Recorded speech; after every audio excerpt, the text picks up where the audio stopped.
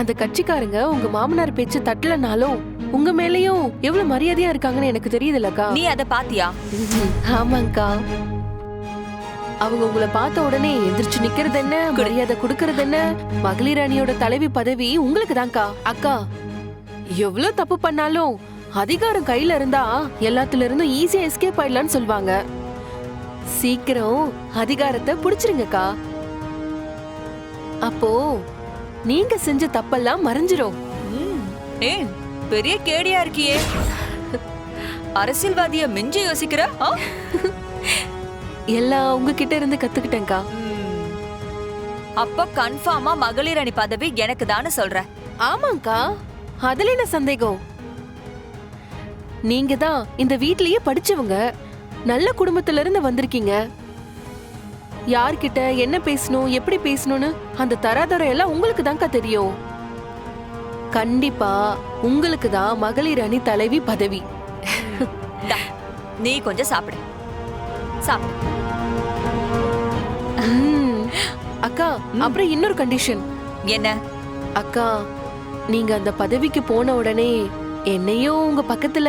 ஏய், நீ பெரிய கேடிடி. இல்லக்கா, உங்க கூடவே இருக்க.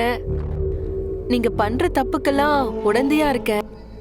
நீங்க பதவியில இருக்கும்போது நானும் கூடவே ஒட்டிக்கிட்டு இருந்தா தானே எனக்கு வர பிரச்சனையில இருந்து லாபத்தை பிரிச்சுக்க முடியும். ஏய், செம்ம ஆளடி நீ. எனக்கு பதவி உயர்வு வரும்போது உன்னையும் என் கூடவே சேர்த்து கூட்டிட்டு போறேன். என்ன? தேங்க்ஸ்க்கா, ரொம்ப தேங்க்ஸ்க்கா. சரி, நீ சாப்பிட்டுட்டு நான் இப்பவே வரேன். ஏங்க, என்ன முடிவு எடுத்திருக்கீங்க? என்னது? அதான் கட்சியில மகளிர் அணி தலைவியா யார போடலான்னு இருக்கீங்க? நானும் அதுதான் யோசிக்கிறேன் அபிராமி.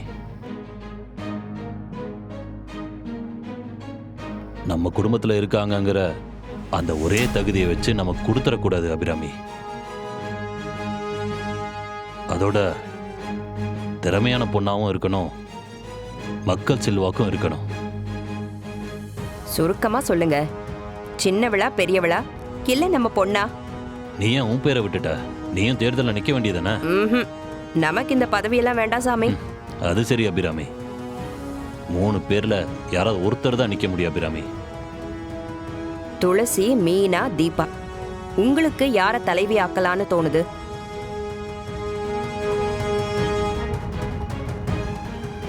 இங்க பாரு, நம்ம குடும்பத்துல இருக்கிறவன் தலைவரானா குடும்ப அரசியல்னு எதிர்கட்சிக்காரன் கிண்டல் பண்ணுவான். ஆனா நாம வேற யாரையாவது நிக்க வச்சோம்னா அந்த திறமையும் தகுதியும் குடும்ப அரசியலுங்கிற வார்த்தையை இல்லாம பண்ணிடும். அதுதான் கொஞ்சம் யோசனையா இருக்கு. என்ன யோசனையா இருக்கு? 3 பேர்ல யாரு திறமையானவங்கன்னு உங்களுக்கு தெரியாதா? அதுதான் யோசிச்சுக்கிட்டு இருக்கேன். நல்லா யோசிச்சுதான் முடிவு பண்ணணும். ஆமா, ஒருத்தங்களை தலைவியாக்கிட்டோம்னா மத்த 2 பேருக்கும் மனசுல கவலை இருக்கும்ல. அரசியல்ல அத பத்தியெல்லாம் யோசிக்காதீங்க. அப்படியா? சரி, பார்க்கலாம். பரவாயில்ல, உனக்கும் அரசியல் தெரியுது. உங்களுக்கு என்னெல்லாம் பிடிக்குமோ அதெல்லாம் எனக்கு தெரியாதா? இல்ல, அப்படிதான் நீங்க சொன்னீங்க, நான் கேட்டேன். எனக்கு எதுவுமே புரியாதுல்ல, டியூப்லைட் இல்ல. அப்ப வேணா ஒண்ணு பண்ணுங்க, நீங்க A4 பேப்பர் எடுத்துக்கோங்க, மேல புள்ளியார் சொல்லி போட்டுக்கோங்க, கீழே ஃபுல்லா நான் என்னென்ன பண்ணணும், என்ன கலர் ட்ரெஸ் போடணும், தாடி வைக்கணுமா, மீசை வைக்கணுமா, தாடி எடுக்கணுமா, மீசை எடுக்கணுமா, எல்லாத்தையும் ஃபுல்லா எழுதி 10 ஜெராக்ஸ் எடுத்து வச்சுக்கோங்க. எடுத்து வீடு ஃபுல்லா அங்கங்க ஒட்டி வச்சிருங்க. அதை நான் பார்த்து உங்க மைண்ட்ல என்ன இருக்குன்னு தெரிஞ்சு அதே மாதிரி நடந்துக்கிறேன். ஓகேவா? அப்ப கூட நான் சொல்லிதான் உங்களுக்கு புரிய வைக்க வேண்டியது. ஒன்னும் சொல்லலைங்க. நான் என்ன சொல்ல வந்தேன்னா, இந்த லவ்வர் பாய் கேரக்டர்லாம் உங்களுக்கு செட் ஆகாதுன்னு சொல்ல வந்தேன். அதெல்லாம் வரும், பண்ணிட்டு தான் வந்துருக்கிறோம்.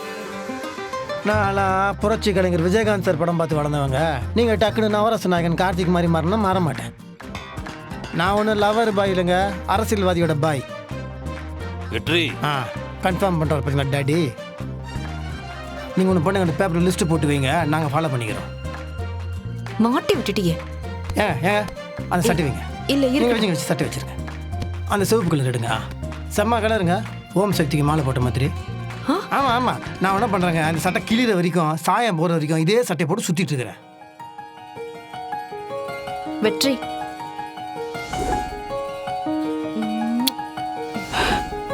பட்டுச்சா? பட்டுச்சுங்க, பட்டுச்சு. எதுக்குங்க சட்டைக்கு ஆளு நேரில் இருக்கிறது? இவரு ஒருத்தர் சிவ பூஜையில் கரடி மாதிரி. ஏங்க இவர் கட்சி ஆஃபீஸ்க்கே போக மாட்டாருங்க, வேலையும் சொல்லியும் போட்டு வீட்டிலே உட்காந்துருக்காரு.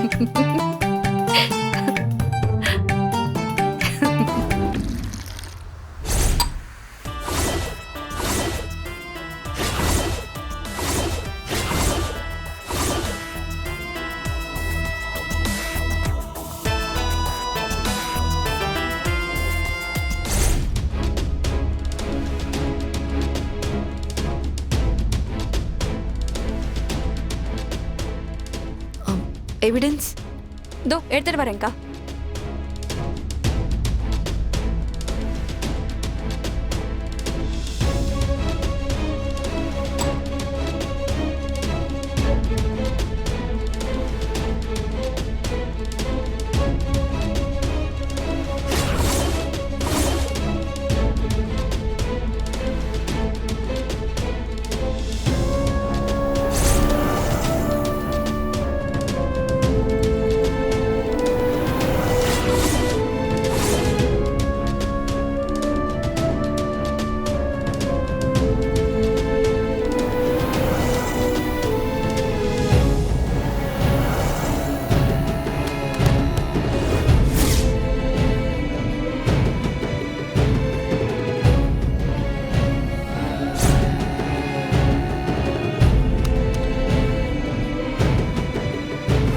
பிறந்த வீட்டுக்கும் போகல, போனும் போக மாட்டேங்குது. எங்க போனா?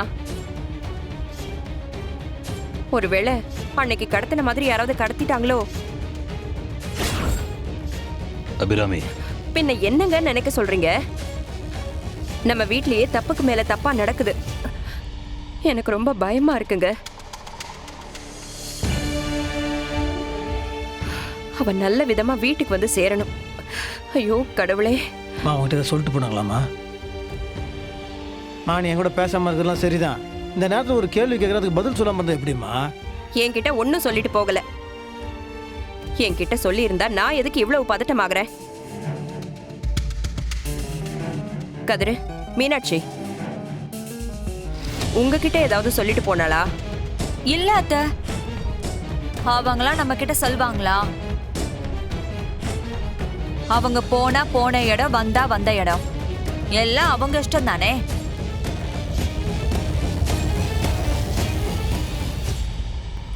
இல்லங்க, சொல்லாம போயிட்டாங்கல்ல, அதுக்காக தான் சொன்னேன்.